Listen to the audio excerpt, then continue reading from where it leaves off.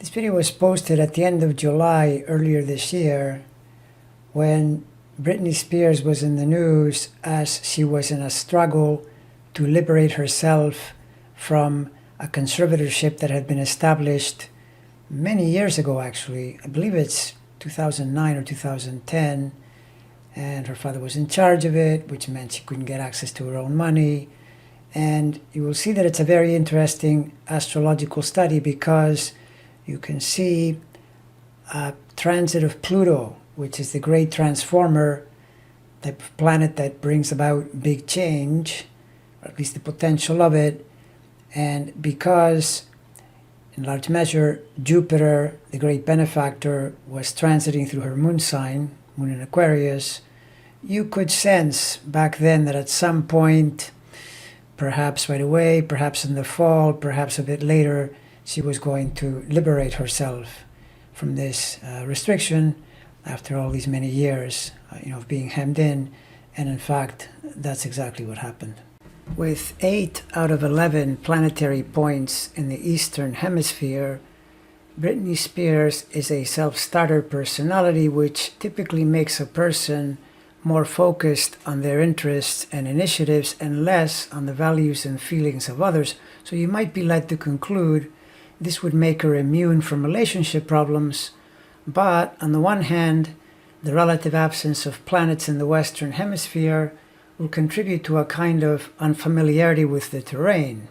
And if you add the counterpoints of being Libra rising, which urges you to be relational, and the fact that Saturn and Pluto are also in Libra, signals that her life will feature trials and tribulations in the arena of relationships, especially because both these challenging planetary forces are in the sign of her ascendant while squaring the ruler, Venus, and in the case of Pluto, very tightly by degree. With Saturn part of the action, the planet of commitment, she'll be pulled into marriage at a fairly young age, but as history has shown, being married hasn't worked out all that well for her, and a case can be made that her marriage to Kevin Federline and the subsequent breakup is a major reason for the meltdown she experienced in the 2006-2007 period. During those years, she was grappling with transiting Pluto square her Mars and transiting Uranus squaring her Sun, which is quite a bit of outer planet instability. And when Saturn entered Virgo in 2007 and squared her Sagittarius Sun sign and planets, the wheels fell off, and the combination of her own actions under significant substance abuse and what would later be revealed as a father that was seeking to cash in on his talented daughter's earning potential enmeshed her in a legal arrangement known as a conservatorship, which may have good uses in certain unusual circumstances, but in the case of Britney became more of an enslavement by her father. Her Venus is a super important planet because it rules the ascendant, and that Saturn and Pluto in Libra squaring it will make personal relationships challenging is one thing, but since Saturn rules the 4th house, and Venus is also in the 4th house, you can see a clear signature pointing to the family, and with Capricorn being the sign, the father will almost always be the key figure. Now the thing is, astrology cycles both point the way to the trouble spot as well as the timing for getting out of it. And rarely will you get out of jams on the easy aspects like friendly conjunctions, trines, or sextiles. More typically, you need tough conjunctions, harsh squares, and/or oppositions to motivate and galvanize, although of course it's also true that the breakthroughs are greatly assisted by the friendly aspects. Britney has now reached the point where she wants out of her slave status, and this is because Pluto has been transiting right over her Venus, seeking major change, seeking a complete destruction of the old to make room for a new reality, a new self-image, a new self, literally.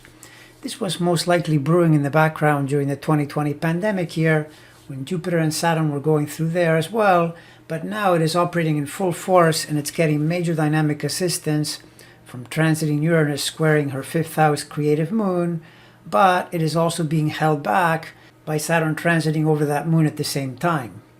And yet Saturn in this kind of conjunction, yes, will delay and restrict, but it also impels one to work on it, which is what she's doing.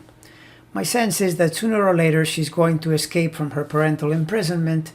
and I'm guessing sooner than later because you can sense the momentum is on her side, both practically and from a planetary cycle perspective. Next month, Uranus stations in a square to her moon, and that might even do it right there. But if not, the Jupiter station in October might be the get out of jail card. And next we can see that by the new year in 2022, Saturn and Uranus get beyond the degrees of her moon, and this could also be enough to set her free, especially when taken together with a transit in Jupiter through Pisces, which trines its natal position in Scorpio in the second house of money and signals easy access to her own money, which is precisely what she is complaining most bitterly about. And if none of these astrological doorways set her free, then it's difficult to believe the entry of Jupiter into Aries mid-year 2022 won't do it, since it will be trining her Sagittarius sun and planets for a year, and Jupiter is famous for granting your wish. Whether she finds her freedom on the sooner or the later side, the second half of 2022 all the way to the middle of 2023 is one of a really good periods during which her creativity, prosperity, and even relationships will flourish.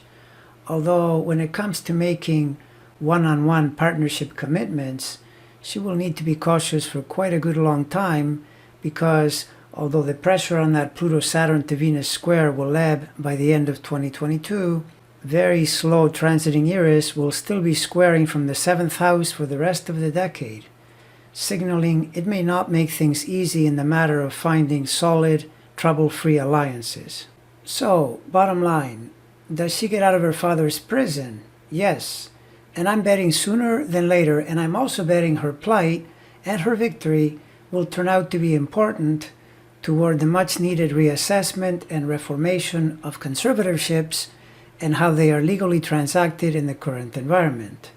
I mean, let's face it, many have said what she has endured could only happen to a woman, and since we're now most definitely in the age of Eris, this change is due to happen, and so it certainly will.